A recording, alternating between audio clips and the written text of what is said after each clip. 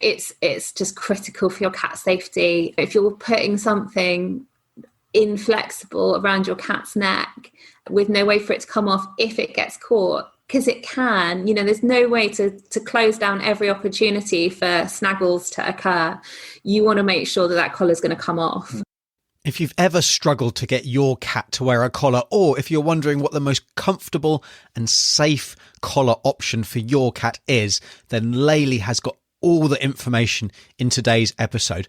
But that's not all, because here's Kevin talking about the importance of training and how straightforward it can be to get your cat to wear a harness so they can enjoy exploring the outdoors safely. One of the big things is that people think cats can't be trained. You train a dog, a cat is wild.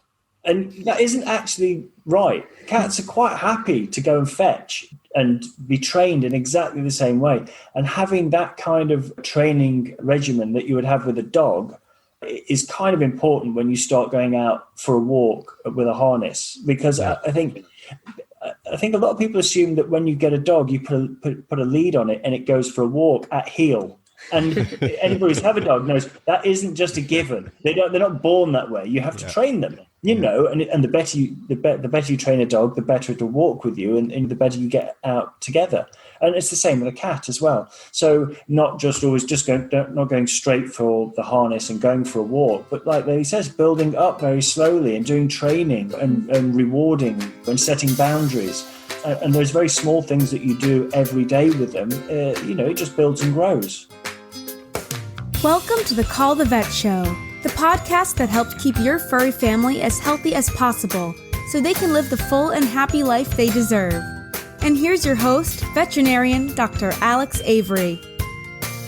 Well, hello, and welcome to another episode of the show. I'm veterinarian Dr. Alex, and on this podcast, if you've not listened before, I bring you the information that you need to help you optimize your pet's health so that they can live the full and happy life that they deserve. And today I've got a fantastic interview with Leili and Kevin, who you've just heard, who are the founders of SuperKit, who are a company that make the most awesome cat collars and harnesses, but they are also filled with a huge wealth of information about actually how to get your cat to wear their collar, how to make sure that they actually don't even notice that they've got a collar on, and the important safety features that you need to think about to help protect your cat and also hopefully help them return to you should they get lost. But that's not all. They also talk in detail about how to train your cat to wear a harness and actually why you should think about harness training your cat in the first place. And to top it all off, they're just the most awesome, friendly people who are clearly dedicated to cats and helping their customers optimize their cat's well-being. You can check out their super comfortable cat-friendly collars and harnesses at ourpetshealth.com/superkit, where you can also get 10% off your first order by using the code OPH10 at checkout. Now, as well as receiving your discount, that is also an affiliate link, so it will help support the podcast. But for now, let's hear from Leili and Kevin. So Leili and Kevin, welcome to the show. Thanks so much for joining us today. Now, I know you kind of have a pretty diverse background and you're not kind of online entrepreneurs at heart. So yeah, I'd be really interested for you to tell us your story about how you created SuperKit and came into the world of cat collars and cat harnesses. Yeah, well, thanks for having us. Basically, it was never part of our grand plan. We had previous lives in TV. So yeah, you were a cameraman. I was a cameraman, and I have been for probably, I think it's 20 years now. So doing it for quite a long time. And that was a full-on career. And Leili was working in TV as well as a producer. We were busy doing other things and it wasn't on the radar at all. And then we did sort of come up with ideas for doing other things. We were just sort of thinking about maybe doing something else. And so a few little ideas came up along the way, And then obviously we got our two cats, Lyra and Lola, which was fab and sort of instant members of the family. But the thing that really kind of catalysed SuperKit for us was we lost Lola, she went missing. I tried to put a collar on her for ages and she'd just take them off instantly. Yeah. I spent a fortune on them, even though they were only a couple of quid a go. she would just lose them every within a day every time. So I gave up. I stopped putting collars on her, and it was one of these times when she wasn't wearing a collar that she went missing. And we were really lucky. We found her 3 days later because we, in desperation, posted on Twitter, and a guy said that he'd seen her in his garden. But after loads and loads of false sightings, I mean, when you say we went on Twitter, we got inundated with people saying, "I've seen a cat. I've seen a cat." You get really excited, and you go running off down the road. And you go, "Yeah, it's not that one." And it's not that one. So it's surprising. There's loads of people on there, but there are also loads of cats.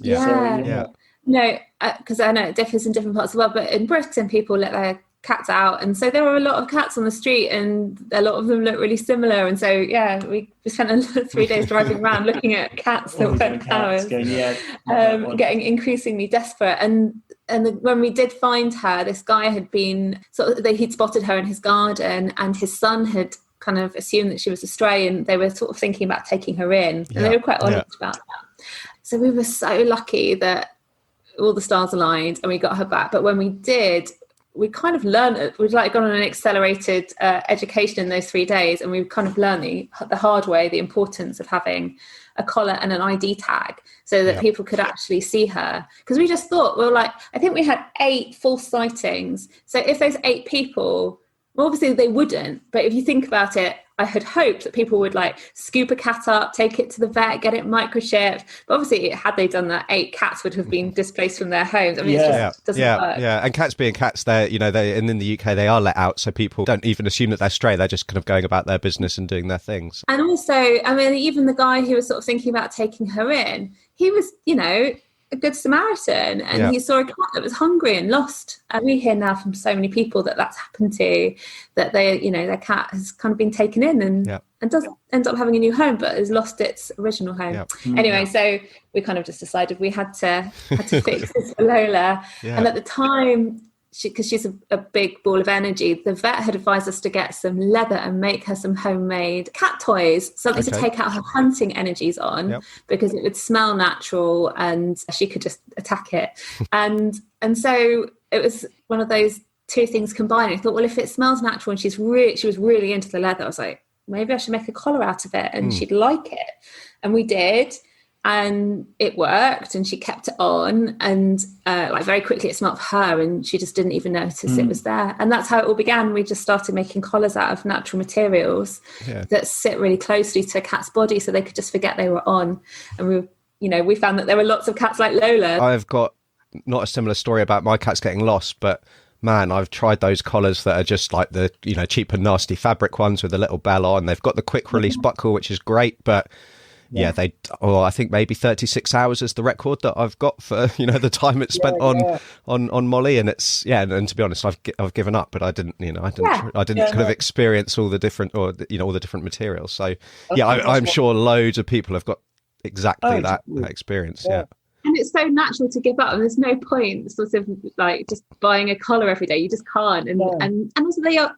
We kind of all cat owners live to make their cats happy, and they make if they don't like it. They're not going to tolerate something that doesn't make them happy, are they? I said that's why I think they sell them in packs of 6 in Amazon. Because you get through them. They're almost semi-disposable. They're like razors. You buy them in a pack of 6, and a couple of weeks later, you buy another pack of 6. And you get through them. So it seems crazy, really. What a waste! What a lot of plastic and all that kind of stuff that goes into it that will end up wherever, and horrendous. Also, it's carrying the tag with the information on it. So if they take it off, they then don't have any ID on them. You lose that as well. So it seems like a crazy process, really. So that kind of changed our lives, actually. I mean, that small episode it was only 3 days, but it had a very lasting impact. And we were working in TV, weren't we, full time, and we just started making collars just sort of on the side, really. Real kitchen table. It was literally we had thought about starting other businesses, and we'd had a couple of entrepreneurial moments where we'd come up with great ideas and then sort of gone, well, that doesn't really work, and that doesn't work.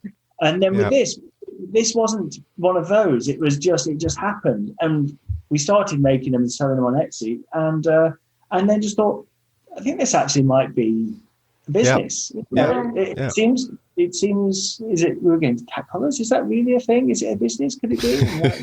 It was more, I mean, it sort of feels like a bit of a cliche, but it was more that people kind of asked us to carry on. So we did. And we would get feedback like, oh my God, my cat doesn't know they've got a collar. I'm like, did we tell them to say that? Everyone's saying the same thing. It's so funny because it actually worked.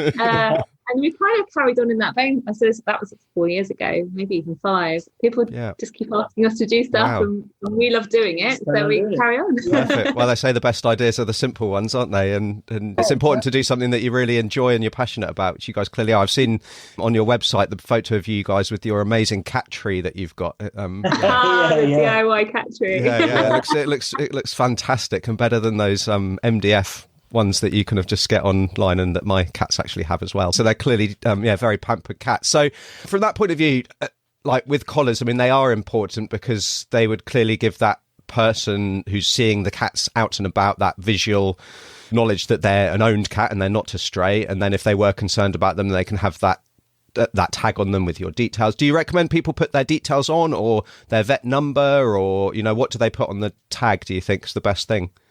We always recommend that first and foremost, if you did nothing else, make sure that it's got telephone numbers on. So I think, it's quite nice if people see a cat that they're concerned about to feel like there's just a number they can ring. Second to that, I mean, most tags won't fit the microchip number on. It's just too long.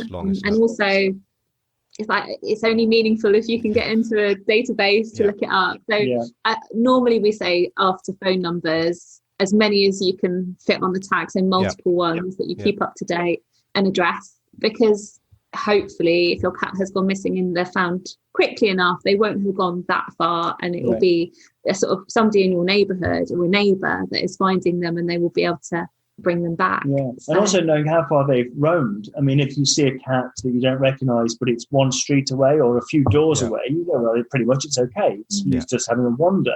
If you see it from another neighbourhood that's a few miles away, which happened the other day, didn't it? To your mum's neighbour. It was probably 3 or 4 miles from home. And they said, oh right, that's clearly not right. So then we'll do something about it. And I guess another thing that I think is if your cat's got like specific medical needs, so kind of a don't feed me or I'm diabetic or something like that can be helpful, especially if you've got an old lady on your street who likes feeding all the cats in the neighbourhood, which there's a few of those around, which could be pretty challenging when you're trying to weight loss your cat or feed them a special diet. But what about bells and things? What do you think of? What's your opinion on those? We know they can be quite divisive. I mean, we did do quite a lot of looking into. So my original background pre-telly is in biology, so I did quite a lot of research into sort of cat hearing and how they would, acoustic processing in the cat to make sure that they weren't cruel to put on a cat. But I think that they have definite value in terms of reducing hunting or even just knowing where your cat is, but we kind of leave it up to people to choose with our collars, and it's a sort of free choice. The one thing we do advise is that if a cat's new to wearing a collar, that people wait before putting the bell on. It's one less thing for them to get used to. It makes used them the collar first, and then once you add the bell, whether or not it's upsetting them. If it's that they're upsetting, then you can take the bell off easily. It's because what we find is if a cat is unsettled at all by their collar and it has a bell on, it not only enhances it, but it gives them a really good way to pull it off. They can reach down. So it's you kind of want to put the bell on when they're so happy in their collar, they have no intention of taking it off, and then you know that you can settle them in. Yeah, perfect. So that brings us on very nicely, because we've touched on cats hating collars, or some cats hating collars, and it can be difficult. People don't like putting them on for the first time. So what are your kind of top tips for getting a cat used to a collar, finding the right collar for them and the right fit and size and that kind of thing? So I think introduction to a collar is a really important thing to talk about. Having been through the process, I am the nervous cat mum. So I am the person who panics and takes something off instantly if my cat so much as scares me. So we often advise people, if they are like me, to kind of get themselves in the right headspace first. Remember why they're doing it, not to be a bag of nerves, not to project an aura that your cat's going to pick up on, because they are super tuned to kind of how we're. Yeah, absolutely. It's like when you go and try and, I don't know, put flea drops on them, they know. know that you're coming. So you kind of want to be in the right headspace. And then we advise that people approach their cats from the front rather than swoop from behind them. Because humans have the same reaction. If something leers up behind you that you can't see what it is and tries to put something around your neck, it's really scary. Whereas if they can sniff it and then sort of see it coming towards them, they'll be much more likely to readily accept it. And then we've got a sort of few other tips about just making sure that you sort of do it up to the top. If you catch any fur, you do it up again, that sort of thing. And then with fit, our collars are sort of unusual in that they're designed to fit very closely to your cat's body and are sort of very soft, very lightweight. And very thin. Yeah, exactly. So they model the shape of the cat's neck very well. As opposed to being rigid and forming a sort of a ring that the cat's neck moves within, it follows the contours of the neck. So that makes a huge difference. That is it's the key thing. It's really. Quite a lot of the secret of success that we find is that close fit. A lot of collars. So, we were talking earlier about cats shedding collars very easily. So if a cat wanted to shed their collar, being able to hook their paw behind is a very tempting opportunity. It also makes it dangerous in terms of the risk of them getting it in their mouth. So we definitely want to guard against that. And also if your cat does go outdoors or even indoors, we know they slink through things. They'll put their heads through holes. You want to make sure that collar's not presenting kind of a profile that anything can get caught in. Even if it's got a breakaway buckle, it's going to come off. So we kind of try and make them sort of super streamlined, so they just kind of are part of your cat that they can forget about, rather than something loose and dangly. But it is a bit of and again, I totally understand this.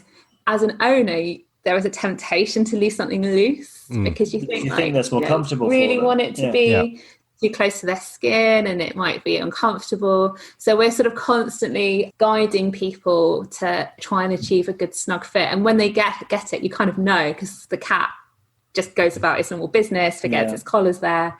I mean, you know how sensitive a cat's fur is. You only have to touch it ever so lightly and it'll flinch and react.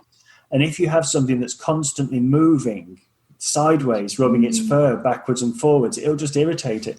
If that collar sits exactly on its skin and doesn't move, then it doesn't cause any friction. The cat doesn't know it's there. Yeah, and I certainly see some cats, and they'll have a ring of fur missing around their neck where that collar's, and rubbed their fur away. And also, I guess that's probably partly the material as well. So using a synthetic woven thing, it will more likely catch hair maybe. So breakaway buckles, are pretty important, I think. I guess you've kind of touched on that, but why should everyone think of breakaway collars as an essential, really? I think, it's just critical for your cat safety. If you're putting something inflexible around your cat's neck with no way for it to come off if it gets caught, because it can, there's no way to close down every opportunity for snaggles to occur. You want to make sure that collar is going to come off. So I would never consider making or using a collar that didn't have a breakaway buckle.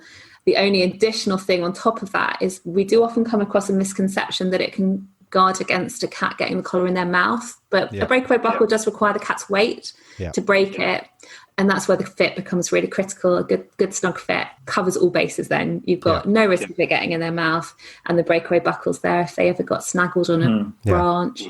Perfect. That's always been my concern is get them getting hung on a branch and things, because they will just go wherever. I've got I remember one cat that I saw, and I know this is a common thing that we didn't mention about when their collars are too loose, is that they can also not just when they're trying to get it off, they actually get their leg through the collar, and it can end up kind of underneath their armpit, and that can really kind of cut through, and it's a really horrible, difficult wound to actually heal, because there's so much movement there, and they can be really challenging. And I remember one little kitten who we never found the owner for it, unfortunately, but their collar the collar had caught in, and actually ended up coming home with me for a little bit of time. But so there's definite, there are risks with them if they're not put on properly, or if they're the wrong type.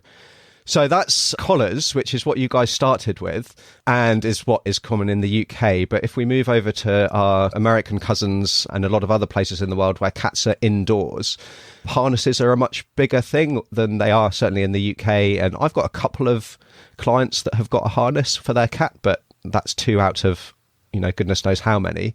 So yeah, talk to us about harnesses. What are they all about?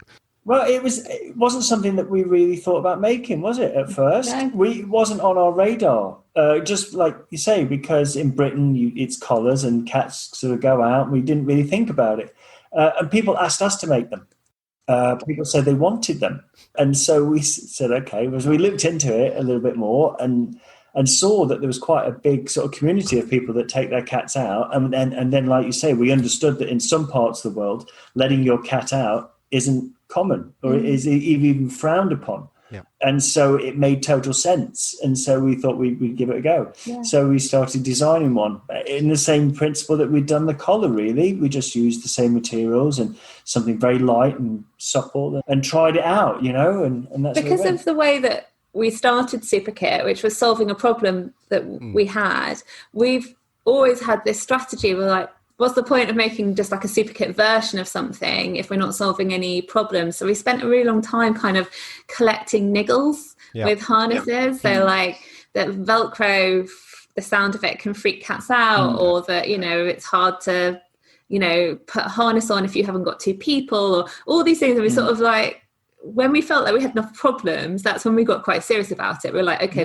we can actually add something to this. Yeah. And so we designed this harness. We always thought it was going to be like one design and we would maybe have a few different designs, but actually it's kind of really stood the test of time. We've never found the need to like make the next iteration. Yeah, so we always thought, well, we'll do this one and then we'll do one like that, and then but there seems no point. You got it nailed it first time. Yeah. Wow, yeah, it was just sort of like we always thought, we'll do like a really adventure one, and then a really sort of, I don't know, one for exploring in the city. And what we realised is once you've solved the problems, you don't really need to, like, we're not in the business of developing things just so they kind of look different. We have changed, we've added different materials. So we use a non-leather material as well, which is a cork material, which is an awesome material. It is brilliant stuff. For millions of reasons, but so we've changed the material but not the design.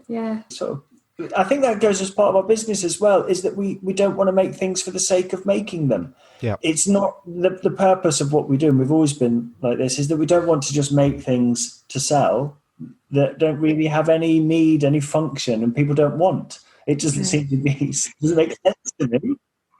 Totally. If you don't need something, don't buy it. Save your money. But when you need something, if there's something that genuinely needs making and you can make it better and improve it, or just a very good version of it that you stand by, then you should do it. And that's kind of how it goes. Like with the collar, that episode, obviously Lola going missing and starting Superkit changed our lives. But in this scenario, our customers really changed our lives. They not only set the course of Superkit, but just on a personal level, we use our harness all the time, and we've discovered the joys of, being able to take our cats on holiday with us and making veterinary visits less stressful. So we're sort of in our customers' debt for that, and it's been really fun to discover that with them. So why should so that's a good point then. So why should people who are kind of happy, letting their cat out, why should they maybe think about adding a collar to their regime, or switching a harness, or switching completely? Yeah, I mean, I think there's the sort of early exposure. So I think it's really useful if you have a kitten and you're thinking about letting them outside for the first time, to use a harness as a transitional device so that you can teach them appropriate boundaries, if there's areas of danger around where you live, and kind of just ease them in before just sort of casting them out. So I think almost as much as it's for your nerves. It's for the I mean, this is a two-way process. The kitten going out, the kitten's bowled over, has no nerves and is quite excited and doesn't really need that much reining in. You need to rein them in for your sake, because you're so scared of letting them out for the first time. But I think that is important, If you have an indoor cat, obviously it becomes much more valuable in that it's an amazing form of enrichment. It's great exercise. It can help maintain a healthy weight and good muscle form. But even if you don't, we've discovered loads of benefits with our outdoor cats. So things like being able to take them in the car or pop round to relatives' house, like popping around to somebody's house and take the cat with you. Yeah, and have them in the garden on the lead, and you can all sit around and you think, well, and it's a nice thing. They want to see the cat as much as you want to take them as well, and your cat enjoys it. Yeah. So it doesn't always have to be a big deal. It can just be something as small and simple as that. And when you open up those little things that you didn't realize before, like, oh yeah, we're going for a barbecue, just take Lola, and they can come, and it enriches everybody's life. Yeah. So that enrichment's really important, I think. But I think a lot of indoor cats, especially, like you say, they're kept indoors for safety, for health reasons, and maybe legislation, or you live in a 4-story apartment or whatever, and you can't let them out. But that enrichment is so key, because they can live such boring lives. If you're at work, you don't change the toys, they don't have any stimulation, and it can really, I guess, revolutionize their life really, and make them so much happier. I guess it's not for every cat, probably, like the real, scaredy cats. Lola sounds like she's pretty bold and forthcoming, so copes really well with it. But maybe not for every cat. But when it comes to choosing a harness, then, because there's, I guess, slightly different considerations. We don't want it just popping off if they get stressed and hung up. What should people think about when it comes to fitting a harness, and then actually getting their cat used to not just the harness, but being on the lead and being outside? Because again, I guess you don't really want to push them towards the danger too quickly and then freak out and go off it for life. It's total baby steps. I think it's really important. Even talking about taking Lola on to a barbecue, that's the culmination of maybe 3 years training. It's not a big adventure, but it is what you can do when your cat is very comfortable in their harness. But it's important to start very gradually. So training wise, we advise people to basically break there's sort of very detailed and good guides online that are worth researching, but essentially break the entire process down into the smallest steps you can imagine, and then work through them step by step with your cat. And one thing that can really help is learning to read your cat's body language, so that you can tell when they're happy and when they're not. And then you can make sure you're kind of always working within their comfort zone, and day to day there's no big the changes in their life, and you're only going through a process over the scale of weeks or months with them. So I think that's really important. And then fit is really essential as well, isn't it? Yeah, totally. Yeah, I mean, you're just getting it all right. But just more on what you were saying before is, I think training is one of the big things, is that people think cats can't be trained. You train a dog, a cat is wild. And that isn't actually right. Cats are quite happy to go and fetch and be trained in exactly the same way. And having that kind of training regimen that you would have with a dog is kind of important when you start going out for a walk with a harness. Because I think a lot of people assume that when you get a dog, you put a lead on it and it goes for a walk at heel. And anybody who's have a dog knows that isn't just a given. They're not born that way. You have to train them, and the better you train a dog, the better it'll walk with you, and the better you get out together. And it's the same with a cat as well. So not just always not going straight for the harness and going for a walk, but like he says, building up very slowly and doing training and rewarding and setting boundaries. And there's very small things that you do every day with them. It just builds and grows, and then it's a much more successful venture for both of you, and happier. So I think that's it. Yeah. And fit wise, I think it's similar to a collar in a way. You don't want anything that's rubbing against them particularly. You want it to be as snug as possible and made from a material that's as flexible as they are. Yeah. Because the cat's going to be doing all sorts of leaps and jumps and getting through things. And we know that cats can bend themselves double.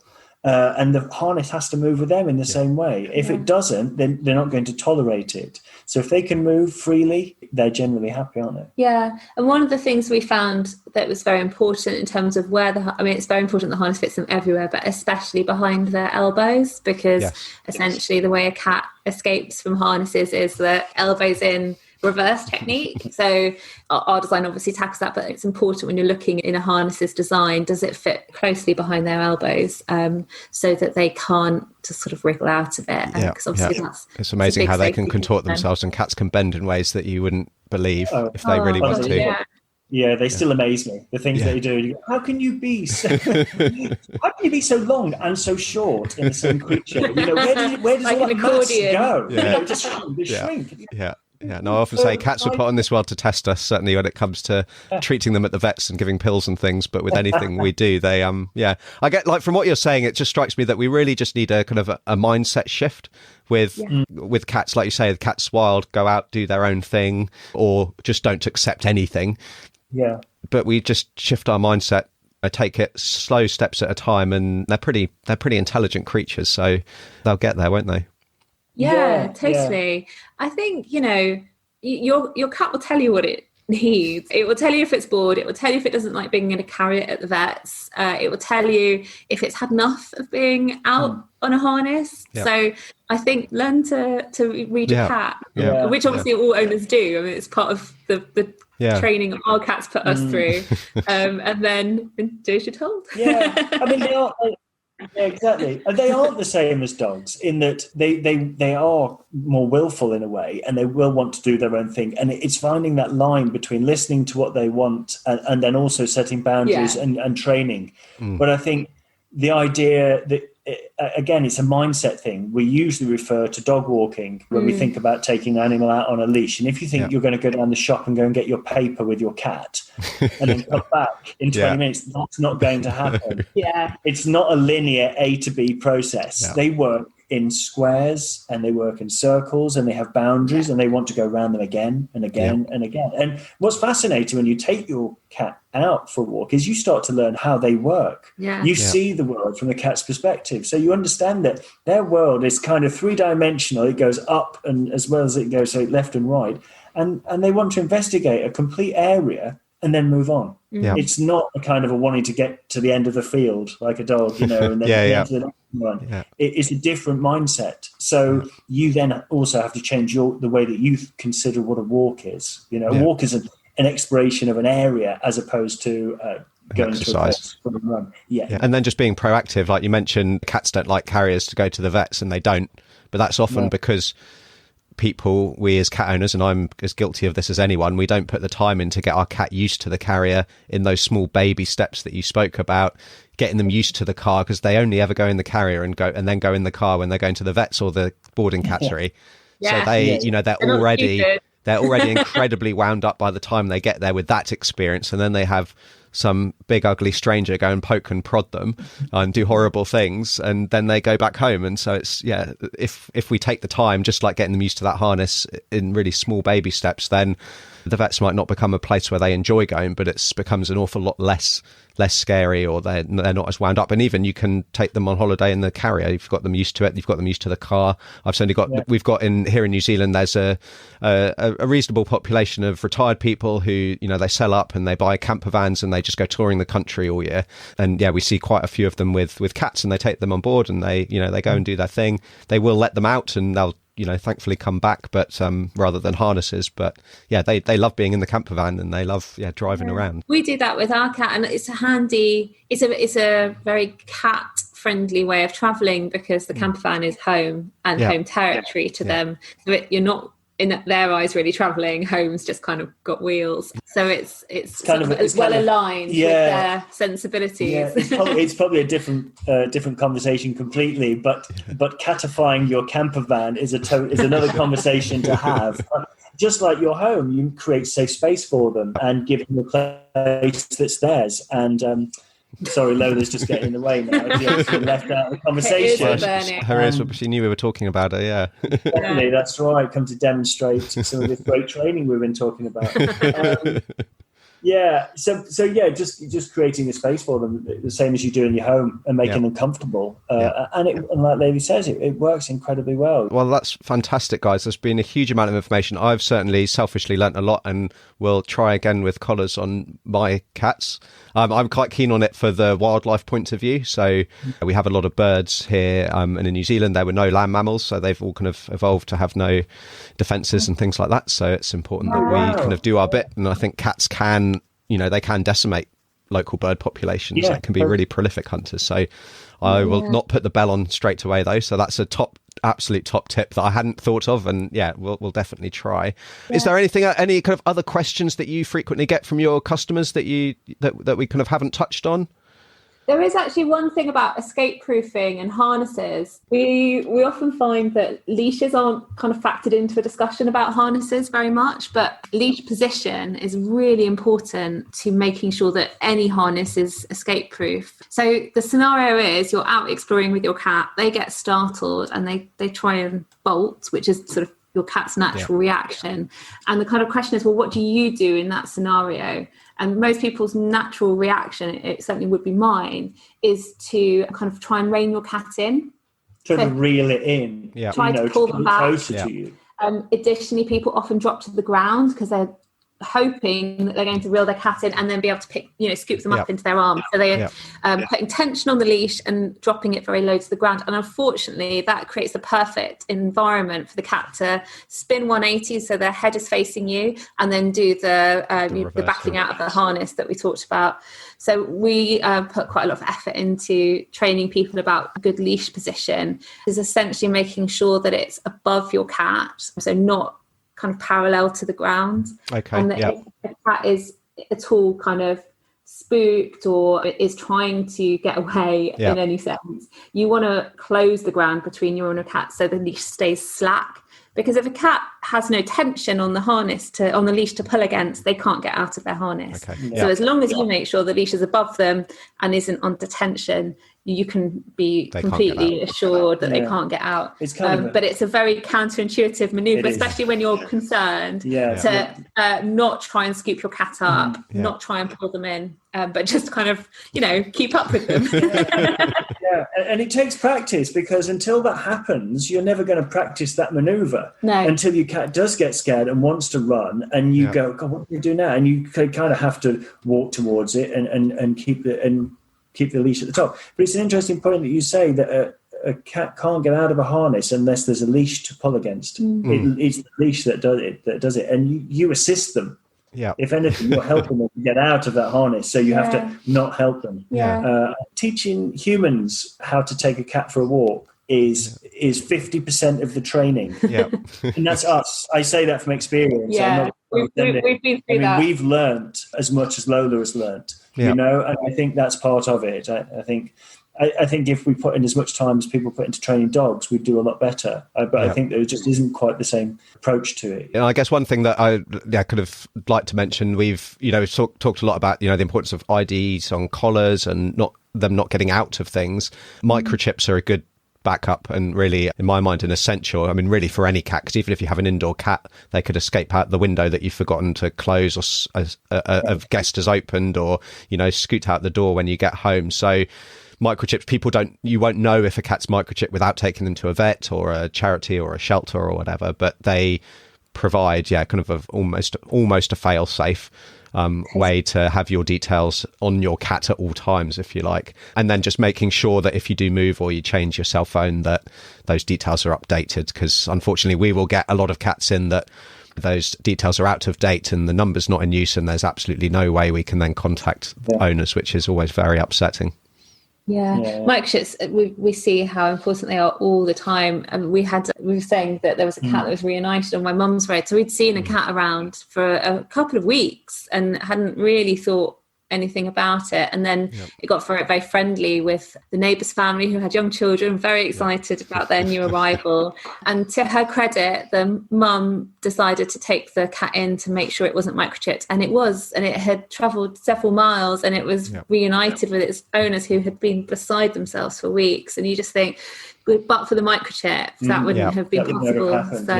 But you understand why, because picking a cat up off the street and put it into a carrier, if you happen to have a carrier, if you're not a cat owner already, and then putting it in the car and taking it away seems wrong in itself. It almost seems like a theft, and people are reluctant to do it. So at least having a tag on that says, I am loved and I belong to somebody, even a collar without a tag shows that a cat's kind of it's not a stray. Yeah. It's not wild. It's come from a home. So it gives people the motivation then to go and try a little harder to find out where they're from. And then if your cat is lost, I would always say call all of the vets in the area. It still amazes me that sometimes it'll take a week or 2 weeks for us to get a phone call when we've got a cat. We've plastered it on Facebook, and we're proactively trying to find the owner, and they haven't thought to ring the vet clinic. Wow, gosh.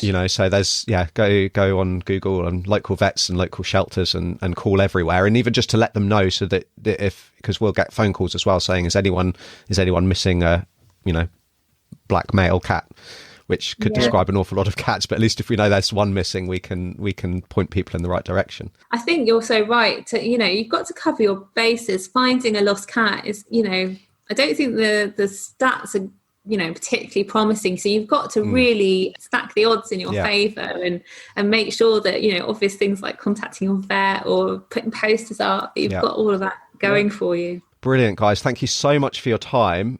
Just to finish things off, where can people learn more about kind of the collars and harnesses that you do and all of the top tips? Because I know you've produced a lot of content and you've got a great community on Instagram. Yeah, where can people go to find all of the stuff? Our website's kind of a good hub. So we're at superkit.co. So there's a blog there that's got lots of guides and tips about harnesses and collar training and fit. And then you can hang out with us on Instagram. We're at Superkit Store there. It'd be nice to meet some people who've heard us. Yeah, perfect. So all those links I'll leave in the description and show notes for everybody. And yeah, Leili and Kevin, thank you so much for your time, and we'll keep in touch. It's been a pleasure. Thank you.